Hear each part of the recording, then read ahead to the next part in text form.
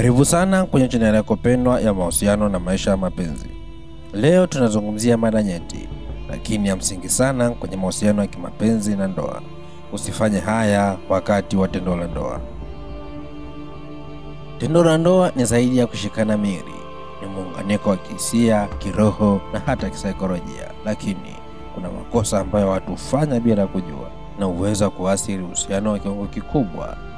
Leo tutajifunza mambo ambayo hayapaswi kufanyika wakati wa tendo la ndoa, kwa sababu huweza kuharibu hisia, kuondoa heshima na kuleta maumivu makubwa ya ndani.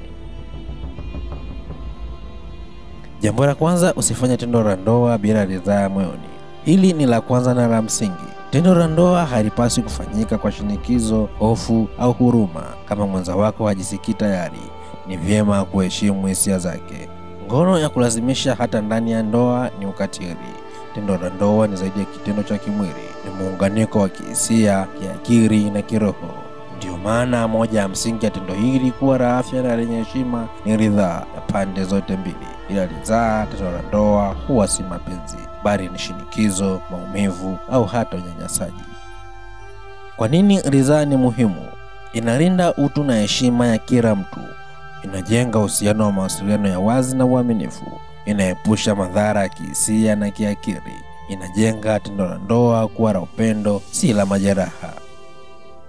Dalili kuwa mtu hana ridhaa kamili: anaonekana kutojiamini au kuwa na hofu. Anafanya kwa sababu ya kuogopa kupoteza uhusiano. Ana kimya kisicho cha kawaida, au anaonekana kukubaliana ili kumridhisha tu mwenza wake. Alikubali lakini baadaye akabadilisha nia. Hiyo pia ni haki yake. Usilinganishe au kumkosoa mwenza wako wakati wa tendo la ndoa.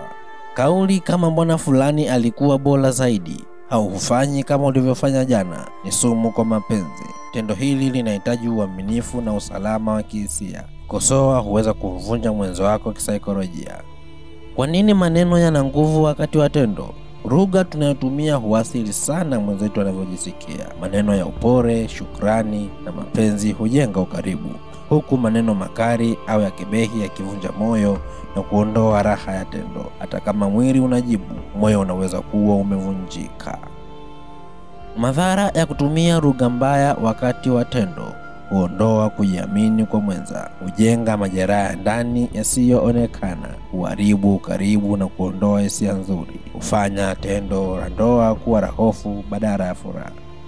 Mfano wa maneno ya kebehi ni kama mbona leo umechoka, si uko kama yule mwingine, huwezi hata kuniridhisha vizuri. Maneno haya yanaweza kuacha jeraha la kudumu, hata kama yalisemwa kwa hasira au mzaha.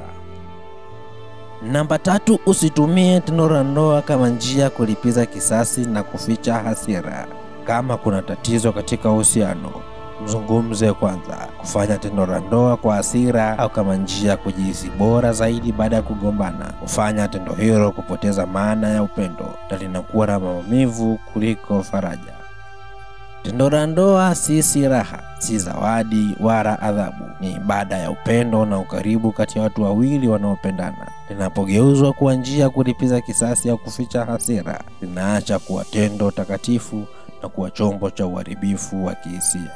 Kuna watu hutumia tendo kwa njia zifuatazo zisizofaa. Njia ya kwanza, kama zana ya kulipiza kisasi: kulala na mwenza wako ili kumkomoa au kumfanya ajisikie vibaya kwa kosa fulani. Kufanya mapenzi kwa nguvu au bila upendo kwa hasira ya ndani. Njia ya pili, kama njia ya kuficha hisia. Badala ya kuongea, mtu anatumia tendo la ndoa kufunika huzuni, chuki au kutoridhika. Hii hujenga ukimya wenye maumivu na mawasiliano ya uongo. Njia ya tatu, kama mbinu ya kudhibiti. Mtu hutoa au kunyima tendo la ndoa kama njia ya kudhibiti mwenza wake. Hii huleta usaliti wa kihisia na kuvunja uaminifu. Matokeo ya kutumia tendo la ndoa kwa njia hizi: hujenga ukuta kati ya mwenza badala ya daraja, punguza thamani ya upendo ya tendo la ndoa na kuleta uchungu badala ya furaha, hufanya mwenza ajisikie kutumiwa, si kupendwa. Ushauri: zungumzeni hisia zenu kwa uwazi na kwa heshima. Rekebisheni tofauti kabla ya kushiriki tendo la ndoa. Jengeni msingi wa mapenzi, si kisasi. Jambo la 4, usitumie maneno makali au kebehi wakati wa tendo. Maneno yana nguvu sana. Maneno mabaya, kejeli au kebehi huweza kumuumiza mwenza wako zaidi kuliko unavyodhani. Tumia maneno ya upendo, heshima na kuthamini. Ni wakati wa kuwa karibu, si wa kuumizana. Jambo la 5, usikimbilie kumaliza au kujiangalia mwenyewe tu. Tendo la ndoa ni la watu wawili. Lengo si wewe kufika kileleni tu, ni kuhakikisha wote mnahisi kupendwa, kuthaminiwa na kuridhika. Jitahidi kuelewa mwili wa mwenza wako na uonyeshe kujali. Tendo la ndoa si tukio la mtu mmoja.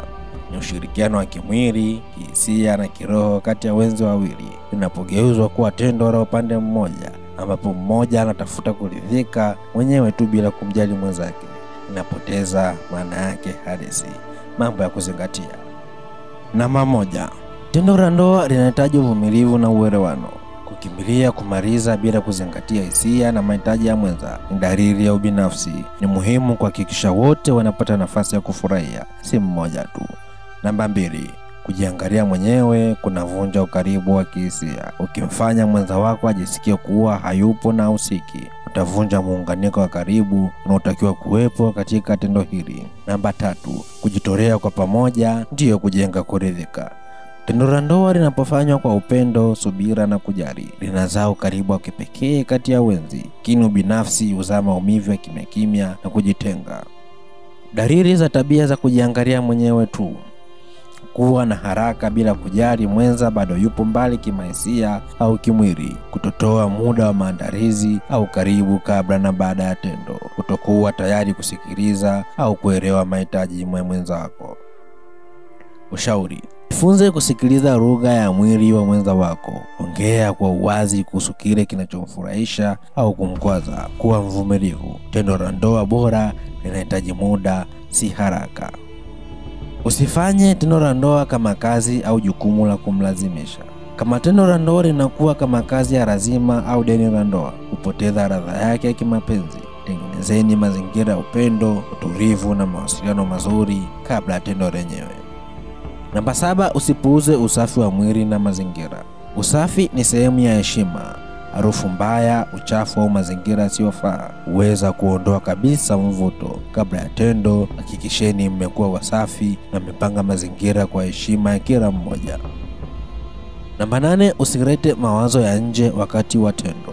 Kuwa na mawazo ya kazi, simu au mtu mwingine wakati wa tendo la ndoa ni dharau ya kimya kimya. Mwenza wako anahitaji upate umakini wake wote. Usikubali mwili uwepo lakini akili iwe mbali.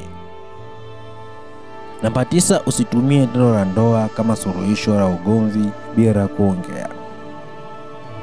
Watu wengine hutumia tendo la ndoa kama njia ya kusahau ugomvi bila mazungumzo ya kweli. Hii huficha matatizo badala ya kuyatatua. Suluhisha kwanza kihisia, ndipo mshirikiane kimwili. Usibadilishe mwelekeo wa tendo bila mawasiliano. Kujaribu vitu vipya si sawa, lakini kila jambo linahitaji mawasiliano. Usimshangaze mwenza wako na kitu ambacho hajajiandaa nacho. Mazungumzo kabla ya tendo hujenga uaminifu zaidi. Tendo la ndoa ni tendo takatifu na la kipekee. Linahitaji upendo, heshima, mawasiliano na uelewano wa hali ya juu. Ukizingatia haya yote, utafurahia uhusiano wenye afya, furaha na utulivu wa kudumu. Kama umejifunza kitu leo, tafadhali like video hii, share na kwa wengine na subscribe kwa video zaidi na mahusiano ya kimapenzi. Asante.